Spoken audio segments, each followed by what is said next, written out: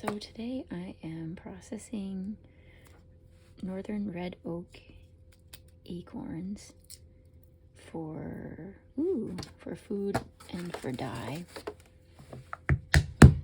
I really like using them to dye fabric because it makes some beautiful colors. So that's we'll use one of the byproducts from the process of making them into food to dye cloth. And right now I am cracking acorns that I gathered a month and a half ago to last month, and they've been out here drying ever since. And so when I was picking them up, I looked for ones that were nice and whole, that were kind of creamy on the top, didn't have any mold yet, and that happens pretty quickly, so you have to kind of keep an eye out for when they're dropping and just make the most of picking them up. That's got a little brown spot. Picking them up right away and bringing them inside. I'm also keeping an eye out for ones that have a little tiny black spot on the side or near where the cap was, which would indicate that there's a weevil inside or that there has been. And next year I'm going to try the float test too and weed out the ones that float and just keep the ones that sink. But I didn't do that this year. I haven't done that before. And I want ones that don't have their caps. That's kind of, there's a lot of that. That's good, but I have a lot of them, so I'm going to leave that out. And then I brought them inside and I laid them all out to let them dry. And you do that. You kind of want one layer thick of acorns so that they don't just get moldy on top of one another. And I put them in like one layer thick in the bottom of paper bags or box tops or on cookie sheets. And then I keep an eye out for weevils. I check every couple of days to see who's crawled out, because there's always ones I've missed. And some people like to eat them, but I put them outside and just kind of rotate through and pick out the acorns that ones have hatched out of. These guys are really small. There was of the acorn, the oak that dropped acorns first in the yard was dropping really small acorns, but they were beautiful. And I started picking them up, and then a tree lower in the yard started dropping them the next month, and they were really big and juicy and gorgeous. So I picked up more, but I already have all these little guys drying, so I'm just working my way through those. You can obtain very cool tools that sort of let you dump all your acorns into a hopper and then crank them through, and that will crack them and let you easily separate them from the shells. But I don't do enough acorn processing. It's not a substantial part of my diet to warrant another tool that will take up a lot of space. And so by drying them, it gives you a couple of things can happen there. It's sometimes when you're picking them up, you don't have time to process them, so it kind of lets you take a breath and get back to them when you're ready, because there's a lot to harvest at that time of year. And then also with the red oaks, they're pretty stable while they're still in their shells. They don't go rancid as quickly as I've heard white oak do, but maybe that's not true. But they stay very stable in their shell. They don't go rancid quickly, so that you, if you're not going to eat them right away or something like that, then you can save them for when you want to and then shell them as you go. I am finding that, well, you also dry them because when they dry, you can see the shell is very thin. It's not like a super thick, hard to crack shell, but when they are fresh, I find that the acorn part, the nut meat part, is really hard to separate from the inside of the shell. And so by letting it dry, it shrinks away a little bit and is really easy to pop out of there. And I can't remember what else I was going to say. Oops.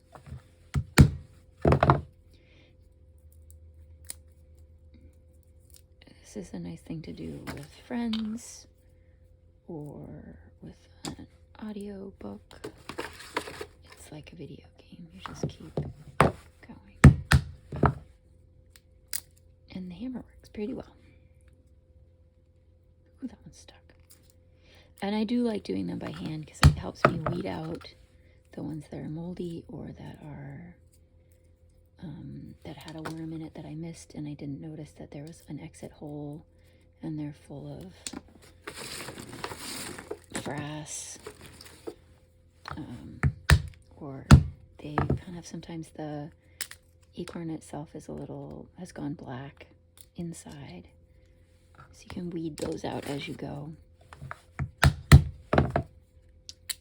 And that's pretty much all there is to it. It's fun.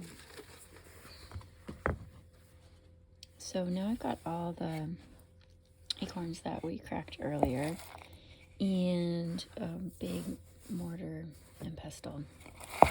And now I don't really aim for flour anymore when I'm prepping the acorns, because I'm usually going to do something with them that will add flour, because it's kind of like cooking with a gluten-free flour. They're going to make things that are really crumbly, and for what I want to do with them, having them a little more coarse is actually fine. And the way I soak them, you lose less of the little pieces down the drain too, so it makes that part a little bit easier.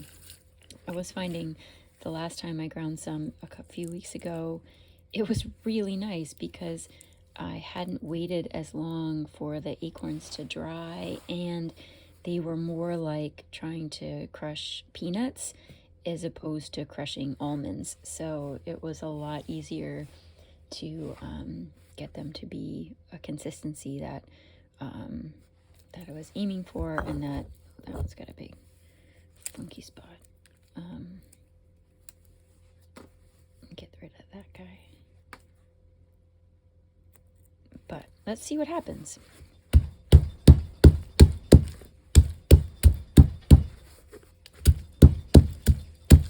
So they're going really well. They're kind of smushing up quite easily.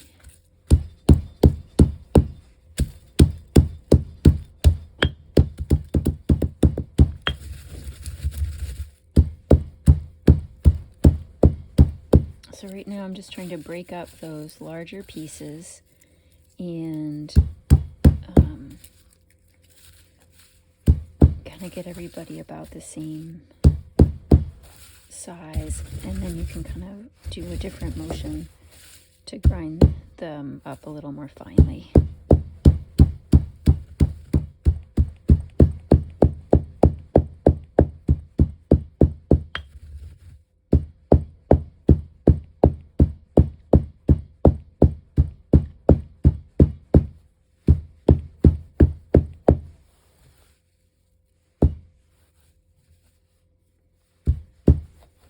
That's getting really nice. It's just a little bit farther. There's a little, get a little bit of,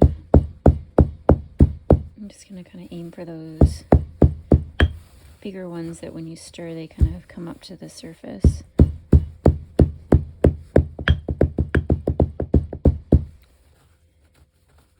If you want to make flour, that's what you're aiming for, you can use a sieve that will kind of sift out the pieces, and then you can keep working and processing these larger chunks if you want it to be more like flour.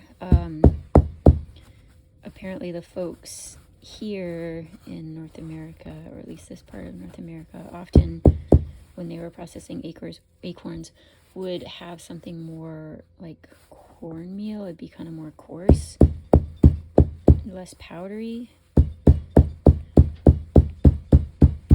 which makes sense. You can put it in stew or soups, or baked goods, or anything else you want to. That looks pretty good. I'm not going to use a sieve because this year I'm experimenting cooking with it a little more coarse, so I'm not too fussed about the larger pieces. The main thing is I want to make as much surface area as possible so that when they're in the leach water, the tannins will come out and they'll taste better. And they're better for you. It's not really good. I think it might leach certain nutrients or vitamins out of our bodies if you not get that much tannin into us, because we're not squirrels. So yeah, let's try the next step. These are the ones we just ground, and I'm gonna add them to, I've got a half-gallon jar with cold water, and I'm gonna do a bunch more, but I don't add big acorns in with the partly ground ones. I tried that last year thinking that might help, and it's kind of easier, oopsie daisy, it's easier just to do another round than kind of get them all to the same degree of, or the same size, and then start another batch. So all that chaffy stuff from the papery skin around the acorn nut meat is rising up to the top, and I'll skim that off, and I'll do a bunch more of the ground part and just keep adding to it. Won't fill it too much though, because I want there to be a lot of water, and because what I'm doing now is I'm using this water to leach the tannins out of the acorn flour, and I'll put this in the fridge and change the water every day. Would be good. Every other day is okay, but every day is good, and give it a good swish and shake each time just to really stir things up. But I'm going to save all of this water because that we can use to dye fabric. And the nice thing about the acorn leach water dye is that it doesn't require a mordant, because there's so much tannin in the acorns themselves that helps bind the dye to the fiber, especially with linen. So that's going to work really well. You can mordant it ahead of time with alum too. That also it works just fine. But we'll try this and see how it works. And I'll collect up the water for the week, and then next week when we have our get together, I'll have a bunch of water, and again fill a big dye bath to do fabric if anybody wants to dye some. It's so cool. Acorn dye is my favorite, and it's kind of why I process acorns. I do it as thoroughly and as cleanly as I can, so that I can use the flour too, because it's a lot of work to waste that. But yeah, it's exciting. It's already doing its thing.